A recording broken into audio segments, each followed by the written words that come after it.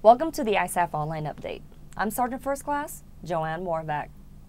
The leadership of ISAF and U.S. forces of Afghanistan changed hands recently. U.S. Marine Corps General John R. Allen handed the reins of leadership to his fellow Marine, General Joseph F. Dunford. Ruth Owen with the NATO channel has more. He took command at the height of the surge of international forces into Afghanistan, oversaw the rapid growth of a fledgling Afghan security force, and worked alongside the Afghan government to overcome crisis points. Today, as General John Allen, commander of the International Security Assistance Force, walks through his headquarters for perhaps the last time before handing over to fellow US Marine General Joe Dunford, he spoke to the NATO channel about the country he found and the country he's leaving. Do you feel that Afghanistan now is a different place than when you arrived? It's very different, actually. I think the security situation is better. In terms of the fighting season last year, the posture of the Taliban with regard to the activity with which they're engaged occurs farther and farther from the population all the time, and the Afghan National Security Forces began to move into the lead. There were challenges in his tenure.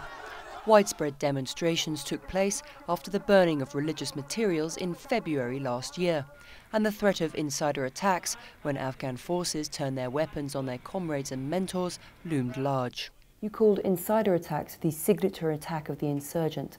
Does the continuing threat of these undermine the progress of the Afghan National Security Forces? It is a real challenge to us. Every single one of these is a tragedy. Every one is a tragedy. And I won't be satisfied as long as a single one of these attacks is occurring.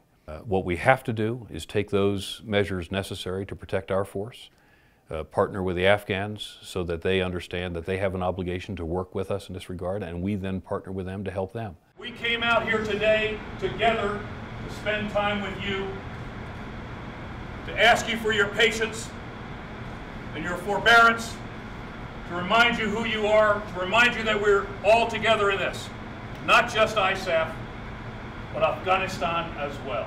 The cost of the war has been high. Many nations have lost their soldiers here. What can you point to show the world their investment's been worth it? Well, there's been tremendous accomplishment. It's an Afghanistan that can send young girls to school who can grow up to be lawyers or doctors or engineers. It's an Afghanistan that can provide security to itself. It's an Afghanistan that ultimately can exploit those natural resources in the context of a democracy to become the central power in Central Asia. You've served for a lengthy 19 months as commander of ISAF. What have been the most difficult moments for you personally? You know, the empty chairs around the tables. The troops who will never recover from their wounds. It's worth it. And when I talk to the parents, when I write letters home, they have made a difference. They have been successful. It's not just about today, though. They have given Afghanistan a possibility for a bright future. That has made this campaign worth it. Although there have been significant gains in security, General Allen says it's the Afghan people themselves who will push the country forward into a modern democracy. As I tell people, there are two sources of wealth in this country. You've got that which is underground, and increasingly you have that which is the human wealth of this country. And as we continue to educate the young Afghan population, who see themselves first and foremost as an Afghan and not necessarily with a tribal affiliation or an ethnic affiliation, as you see that increasing over time, that is, I think, the signature outcome of this campaign. An Afghanistan that has its eyes fixed on the future because it can. This is Ruth Owen for the NATO channel. Next up, here are a few of the top shots from around Afghanistan.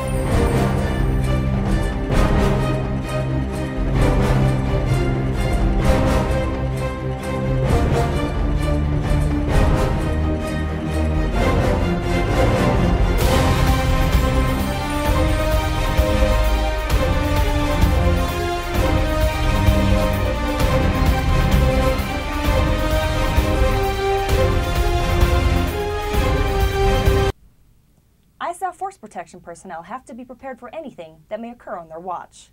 A group of troops in Kabul take their training to the next level to ensure their skills stay sharp. U.S. Marine Corps Staff Sergeant Jayson has more. 2, 3, 1. 1, 2, 3. Out.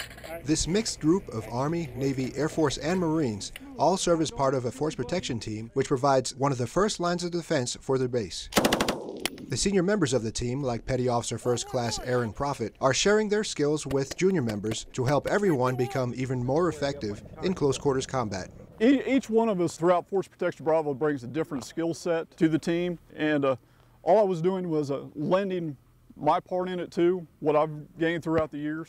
It's something that's standard in the MP SRT lanes, so it's kind of like a SWAT technique in a sense, where we try to learn how to maneuver around corners, try to take up corners, and try to just make sure we don't flag each other. That's our hardest part right now. Anytime you start flagging somebody, that's when you have the problems.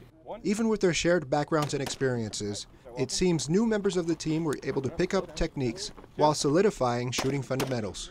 The first thing that comes to mind is getting used to that safety. I mean, when we're at the range back home, I mean, it's very safe, very risk averse. But here, I mean, you know, we're going from target to target, and that's something that you need to practice, is being able to switch between safety and fire.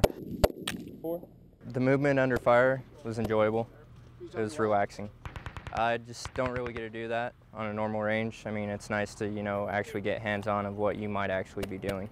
The most difficult technique is honestly manipulating your safety. A lot of times soldiers want to just go to fire and leave it there. And then they'll continue walking down the street or start maneuvering down highways or hallways and not actually go back to safe. And that's when you start having your negligent discharges that injure somebody.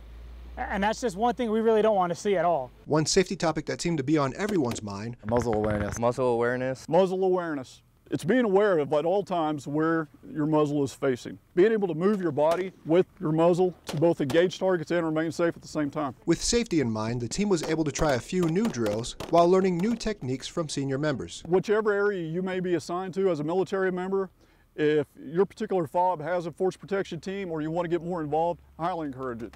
Not a bad way to spend the first 7 hours of a day. Marine Staff Sergeant Jayson, That was beautiful. Kabul, Afghanistan. I like it. Thanks for tuning in to the ISAF Online Update. I'm Sergeant First Class JoAnn Moravac. We'll see you next time.